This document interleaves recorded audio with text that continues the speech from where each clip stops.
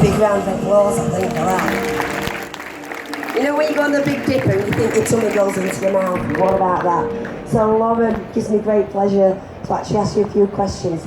But just tell me what it feels like being up there. What's your emotions? What do you feel like before you get in, when you're doing it, when you get off? Tell us all about it. Yeah, it's a bit of a mixed bag really. The roller coaster really is the emotional side. I mean, yeah.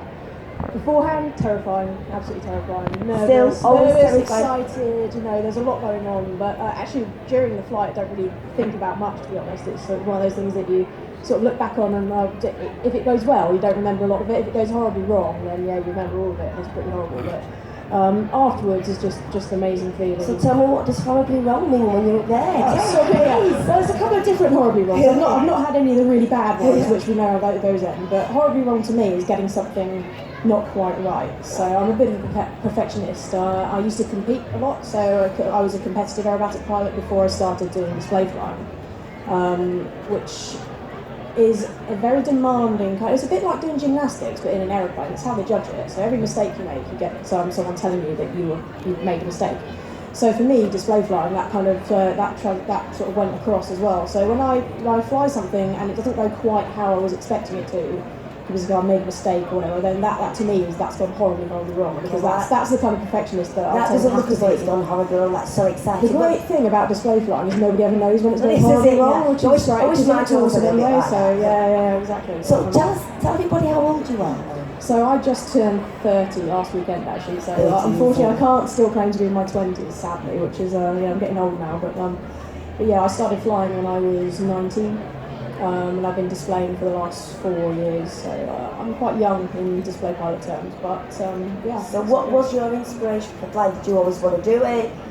Where did that come from? I mean, I wanted to fly since I was about 8 or 9, I guess. I used to live underneath you can tell I'm from the south, but it's, so don't hold that against me. But yeah, I used to live under the approach path for Heathrow, and I can remember as a kid just watching the airliners flying over and thinking, how cool is that? How amazing would that be to be up there? I couldn't afford to learn to fly or sort of become a commercial pilot when I was a kid at school. My family's not particularly well off, and I actually went into engineering instead. I wanted to make aeroplanes and make parts of aeroplanes, so I went off at 16 and became an engineering apprentice. Wonderful. And learned all kinds of amazing skills, making things and sort of like fixing things, and just loved engineering, just absolutely loved it with a passion. And I've been sort of doing engineering since, and my spare cash goes on for flying airplanes. So what did your parents think when you said I want to be a pilot? Did you say go for it?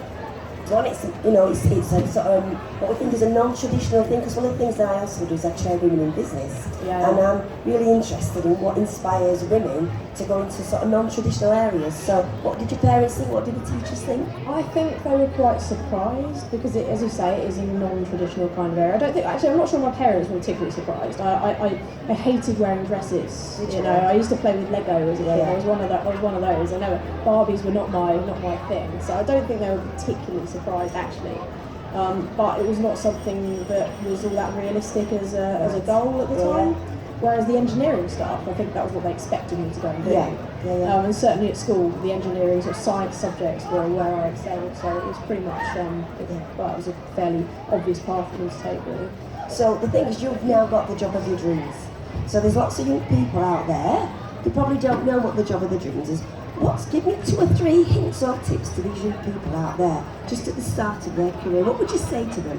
What advice would you give them? Okay, one thing I've said to a few people that I've spoken to this morning is there are no stupid questions. In fact, the stupid questions are usually the best ones. So if there's something you're wondering about, want to know more about, and you think the question sounds stupid, I can guarantee you it's probably one of the best questions someone's ever going to be asked.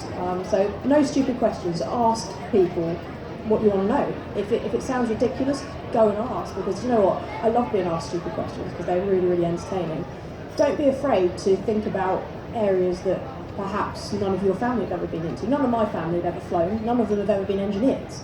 Does it so? I've broken the mould, and it's not something, not that anyone necessarily expected, but it's worked out for me. So don't be afraid to do something a bit different. And just if there's something you enjoy, pursue it. Just go for it. If you enjoy doing it, just go for it. That's what I would say. Well, I think that's it from me. I hope that not asked any stupid questions in amongst all that. Sadly not. Sadly not. Okay, big round of applause for Lauren, everybody. Thank you. Pass you back to John now for the result.